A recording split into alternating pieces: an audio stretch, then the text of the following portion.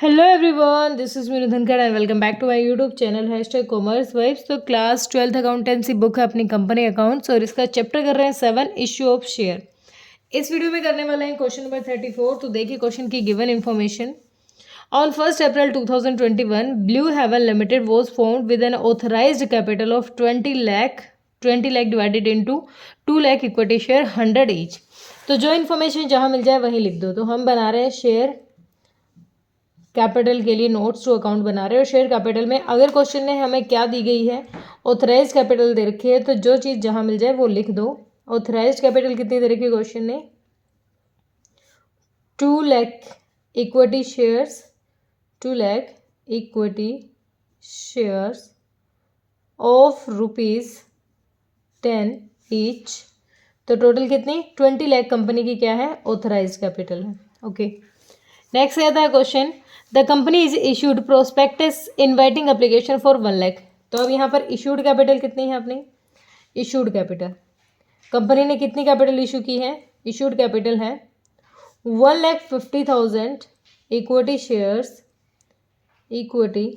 Shares of ₹10 each. कितनी? 1 लाख नहीं, 15 lakh total company ने क्या कर दी है? इशू करके पैसा मंगवाना था। लेकिन आगे बात क्या कह रखी है? आगे कह रखी है the company received application of 1,40,000। लेकिन कंपनी की सब्सक्राइब्ड कैपिटल कितनी हुई? 1,40,000। सब्सक्राइब्ड कैपिटल, कंपनी की सब्सक्राइब्ड कैपिटल कितनी हुई? 1,40,000 ही आगे से एप्लीकेशन आई है 10 रुपये के हिसाब से, यानी 14 लाख रुपया ही हमारा एप्लीकेशन का अमाउंट हमारा यहाँ तक आ गया है। ठीक है, ये तो वो अमाउंट है जो हमारा यहाँ तक आ गया है। लेकिन हमें इस अमाउंट पे काम नहीं करना है, क्योंकि आगे क्वेश्चन ने क्या दे रखा है? ड्यूरिंग द फर्स्ट ईयर 7 पर share were called up. Company ने सिर्फ 7 रुपये मंगवाए हैं, हमारे 10 नहीं मंगवाए। कंपनी ने सिर्फ कितने मंगवाए? 7 रुपये मंगवाए हैं टोटल शेयर्स पर।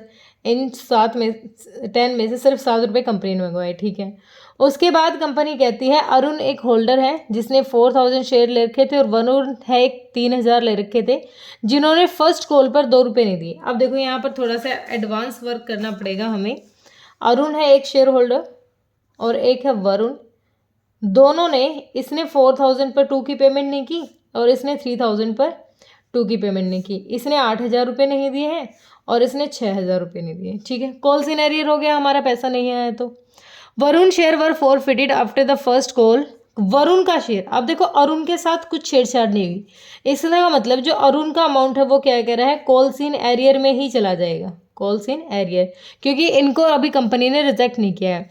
लेकिन इन 3,000 शेयर्स को कंपनी ने क्या कर दिया? रिजेक्ट कर दिया। ठीक है, रिजेक्ट कर दिया और फिर क्या था? फॉरफिट कर लिया और लेटर 1800 में उनको क्या कर दिया? रीइशू कर दिया। 3,000 से 6,000 रुपये नहीं मिले। ठीक है, तो कंपनी ने इनको रिजेक्ट कर दिया। अब इनको कंपनी ने जब रिजेक्ट किया होगा तो उस टाइम क्या एंट्री पास की होगी? Share capital account debit.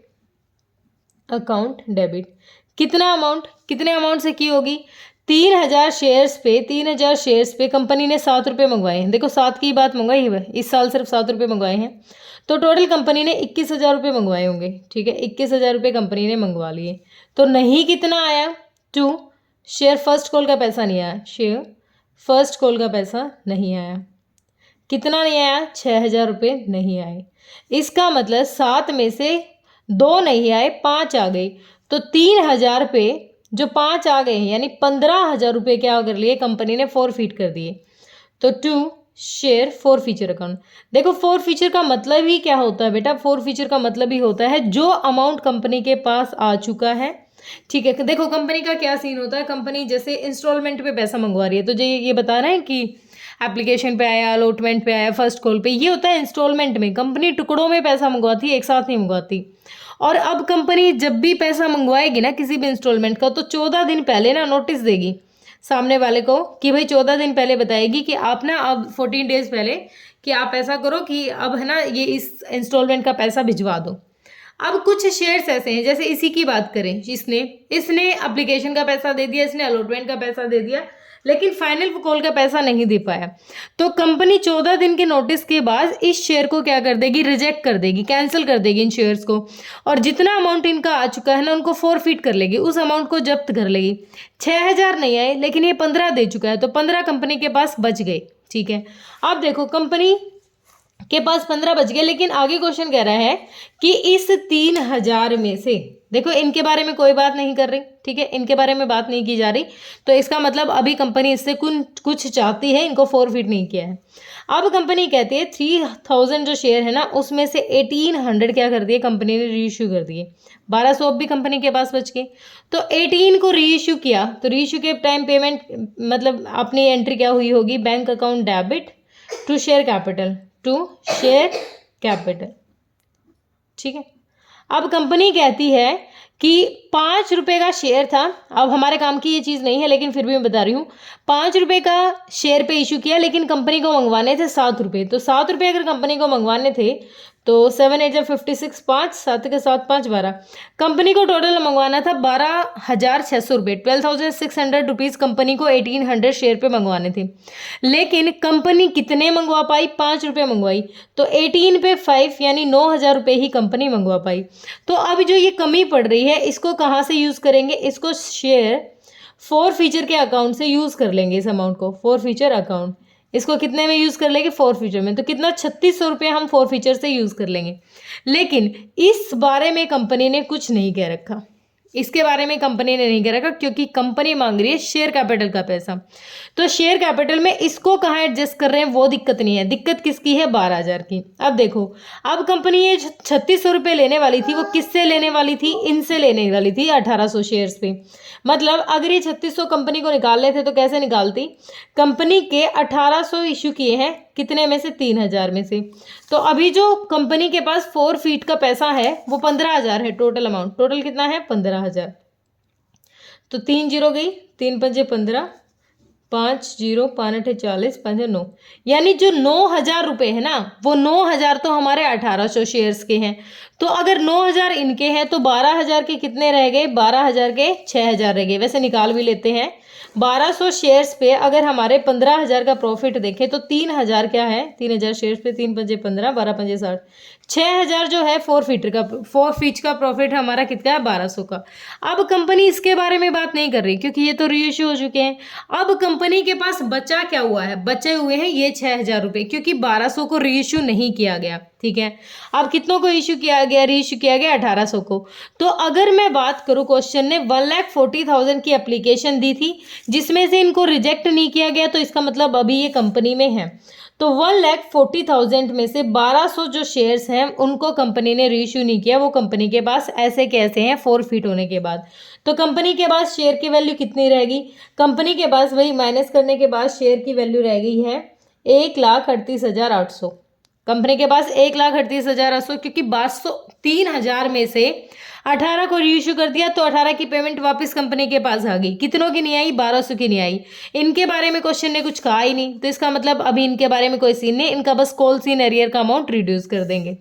अब अगर हमारे पास शेयर ही इतने थे 1,40,000 और उसमें से 1,200 को री इशू नहीं किया गया, कंपनी के पास रखे हैं, तो सब्सक्राइब्ड कितने हमारे 1,38,800, इन पे कंपनी को मंगवाना था 7 रुपये। अब कंपनी ने जब ये 7 रुपये मंगवाए तो टोटल पेमेंट कितनी आई होगी अपने पास, 0 0 7 8 56 7 56 और 6,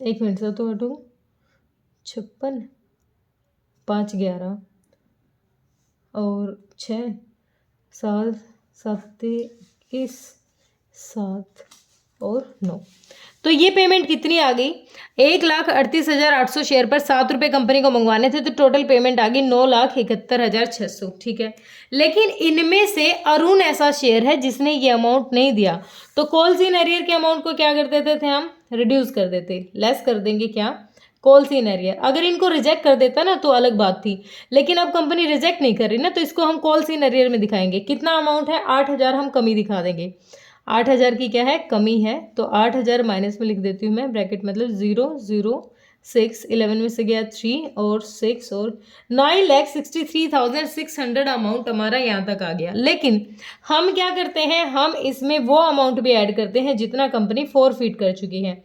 तो ऐड कितना करेंगे, शेयर फॉरफीचर का अमाउंट हम इसमें ऐड कर देंगे। शेयर फॉरफीचर का कितना अमाउंट है, 1800 को तो रीइश्यू कर दिया, ठीक है, उसकी तो बात खत्म। 1200 ऐसे हैं जिनको रीइश्यू नहीं किया गया और उनका प्रॉफिट कितना है, उनका 6000 प्रॉफिट है। और 6000 निकाल लो या फिर ऐसे निकाल लो, देखो 1200 जो शेयर्स है ना उन पे वो 5 रुपये दे चुका है, सिर्फ 2 ही रुपये नहीं दिए थे, तो 12 पंजे 60 यानी 6000 रुपये यहाँ पर कंपनी के पास फॉरफीचर के बचे हुए हैं। तो इस 6000 को ऐड कर दो, कितनी आ जाएगी टोटल पेमेंट, 0,06969, 9,69,600। तो 9,69,600 क्या अमाउंट आ गया, ये हमारा शेयर कैपिटल का अमाउंट हो गया। तो शेयर कैपिटल में नोट्स 1 में हमने निकाल लिया है 9,69,000, ये अमाउंट कंपनी का शेयर कैपिटल का है। ठीक है, क्लियर हुआ। देखो होगा तो ये अमाउंट, इसका जो बचा हुआ ना 3600 घटाने के बाद जो अमाउंट है ये भी जाएगा, ये कैपिटल रिजर्व का पार्ट है, तो इसको रिजर्व एंड सरप्लस में दिखाएंगे। देखो इस अमाउंट को अगर इनसे अमाउंट आ गया होता, इनको रीइश्यू कर दिया होता, तो इस अमाउंट को भी हम कैपिटल रिजर्व में ट्रांसफर कर देते। अब कैपिटल रिजर्व में कितना अमाउंट ट्रांसफर करेंगे, जो 9000 शेयर्स हैं, इन 9000 शेयर्स में से हमने 3600 रुपये यूज़ कर लिए यहाँ पर, 0,0,4 8 में से 3 गया 5, तो 5400 रुपये हमारा कहाँ ट्रांसफर कर देंगे, शेयर फॉरफीचर का अमाउंट है जो कैपिटल रिजर्व में ट्रांसफर कर देंगे।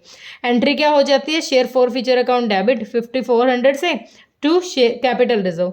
और कैपिटल रिजर्व कहाँ दिखाएंगे, यहाँ पर रिजर्व एंड सरप्लस में दिखाएंगे, लेकिन अब क्वेश्चन ने मांग नहीं रखा इसलिए हम इसको नहीं दिखा रहे, वरना हम सिंपली क्या करेंगे, यहाँ पर रिजर्व एंड सरप्लस, क्या लिखेंगे, रिजर्व एंड सरप्लस और नोट नंबर 2। अब हमें ये नोट नंबर 2 में यहाँ अलग से दिखाना पड़ेगा और यहाँ लिख देंगे हम 5400 हमारा क्या है, कैपिटल रिजर्व का पार्ट है। ठीक है, और अगर इन शेयर्स को भी रीइश्यू कर दिया जाता तो ये अमाउंट भी हम कहाँ डाल देते, अपना कैपिटल रिजर्व में डाल देते। ठीक है, था तो बिल्कुल बेसिक, थोड़ा लेंथी था। अगर दिक्कत आती है तो वीडियो को दोबारा ही देख लेना, इस क्वेश्चन में वैसे दिक्कत आएगी नहीं क्योंकि मैंने बहुत बेसिक थ्योरी से कराया है, लेकिन फिर भी दिक्कत आती है तो बेटा मैं हूँ आपके पास, आप मुझे कमेंट कर सकते हैं। Thank you so much.